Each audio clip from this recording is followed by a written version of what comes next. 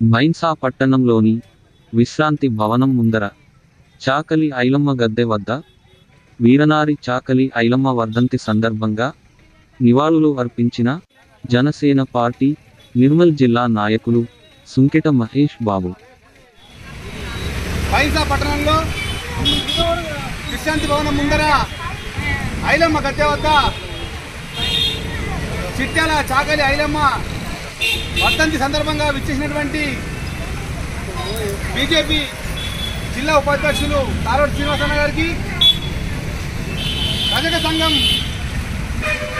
అధ్యక్ష కార్యదర్శులు బాబు గారికి, రామదాస్ గారికి, అదేవిధంగా ఇక్కడ విచ్చేసినటువంటి రజక సోదరమణులకు, అదేవిధంగా ఇక్కడ ప్రజలందరూ కూడా ఐలమ్మ గద్దె వద్ద ఐలమ్మ వర్ధంతి సందర్భంగా ఇక్కడికి విచ్చేసినటువంటి ప్రతి ఒక్క నాయకులకు, ప్రజలందరికీ కూడా వర్ధంతి సందర్భంగా ఘనంగా నివాళులు తెలియజేస్తూ ఐలమ్మ వారసత్వాన్ని కొనసాగించడం కోసం ఏదైతే కొంగు నడుముకు చుట్టి గొడవలు చేతబట్టి ఆనాటి కాలంలోనే మహిళగా ఉండి విరోచితమైనటువంటి పోరాటాలు చేసినటువంటి వీరవనిత చాకలి ఐలమ్మ, ఆ ఐలమ్మ గారి ఆశయ సాధన కోసం ఆనాటి కాలంలో ఏదైతే ధరలు భూస్వాములు భూములు గుంజుకొని చాకలి ఐలమ్మపై దాడి చేయడానికి కూడా వెనకాలకుండా దాడి చేసినప్పుడు ఆమె ఏమాత్రం లెక్క చేయకుండా గొడవలు చేతబట్టి విష్ణూరు ధరపై తిరుగుబాటు చేసి లక్షల ఎకరాల భూమిని సాధించినటువంటి ఘనత చాకలి ఐలమ్మ. ఆనాటి కాలంలో చేసినటువంటి పోరాట ఫలితంగానే లక్ష ఎకరాల భూమిని కూడా ఈరోజు మనము సొంతం చేసుకోవాల్సినటువంటి పరిస్థితి ఏర్పడ్డది.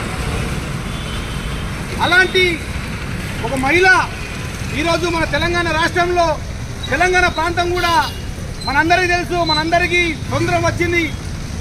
కానీ తెలంగాణ ప్రాంతానికి సెప్టెంబర్ 17 రోజు మాత్రమే స్వతంత్రం వస్తుంది. ఎందుకంటే మన తెలంగాణ ప్రాంతం కూడా భారతదేశం అంతా ఒక పక్క అయితే తెలంగాణ ప్రాంతం మాత్రం ఒక పక్కన ఉంటుంది. అప్పటికి మనకి ఎవరికి కూడా ఇంకా స్వేచ్ఛ స్వతంత్రాలు రాలేవు.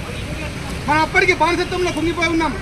కానీ ఆనాటి కాలంలోనే విష్ణూరు మహారాజులకు దొరలందరికీ కూడా నిజాం ప్రభుత్వం ఎదురొడ్డి నిలబడినటువంటి చాకలి ఐలమ్మ ఏదైతే విరోచితమైన పోరాటం ద్వారా అనేక మంది ఐక్యతగా ఉండి ఆ ఐక్యత ద్వారానే ఈరోజు మనం అందరం కూడా గర్వించదగ్గ ఈరోజు ఒక రజక కుటుంబంలో నేను జన్మించినందుకు కూడా చాలా సంతోషపడతా ఉన్నాను.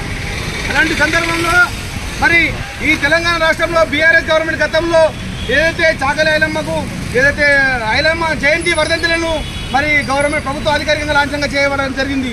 కానీ ఇప్పుడు గెలిచినటువంటి కాంగ్రెస్ ప్రభుత్వం ఉన్నటువంటి ఏదైతే రేవంత్ రెడ్డి గారు, మీరు గతంలో అసెంబ్లీ సాక్షిగా చాకలి కులస్తులందరికీ కూడా ఎస్సీ జాబితాలో చేరుస్తామని చెప్పి, షెడ్యూల్డ్ కాస్ట్లో చేస్తామని చెప్పి ఆ రోజు మీరు అసెంబ్లీ సాక్షిగా మీరు మాట్లాడడం జరిగింది.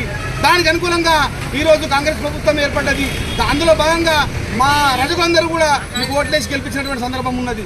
కాబట్టి వెంటనే ఏదైతే మా చిరకాల వాంఛన ప్రజలందరికీ కూడా ఎస్సీ జాబితాలో చేర్చాలని చెప్పి ఏదైతే ఉందో దాంట్లో చేర్చాలని చెప్పి, అదేవిధంగా ఈ మధ్యకాలంలో చాకలి కులస్తులపైన అనేక రకాలుగా దౌర్జన్యాలు, దోపిడీలు జరుగుతూ ఉన్నాయి, వారిపైన అత్యాచారాలు జరుగుతూ ఉన్నాయి. వాటన్నిటిని కూడా చట్టబద్ధంగా చేసే విధంగా అట్రాసిటీ కేసును కూడా అమలు చేయాలని చెప్పి కూడా మేము సందర్భంగా తెలియజేస్తా ఉన్నాము. వెంటనే ఈ రాష్ట్ర ప్రభుత్వం కూడా ప్రజలపై జరుగుతున్నటువంటి ఏదైతే దౌర్జన్య కాండ ఏదైతే ఉందో దాన్ని వెంటనే విస్మరించాలని చెప్పి, అదేవిధంగా ప్రజలందరికీ కూడా పూర్తి స్థాయిలో ఇల్లు, భూమి, స్థలాలు అనేది కూడా కేటాయించాలి, సంక్షేమ పథకాలు ప్రతి ఒక్కరికి కేటాయించాలని చెప్పి ఈ సందర్భంగా తెలియజేస్తా ఉన్నాము. అందరికీ సందర్భంగా జై రజక, జై జై రజక. మీ అందరికీ కూడా ప్రతి ఒక్కరికి అందరికీ కూడా ప్రత్యేక ధన్యవాదాలు తెలియజేస్తా ఉన్నాము.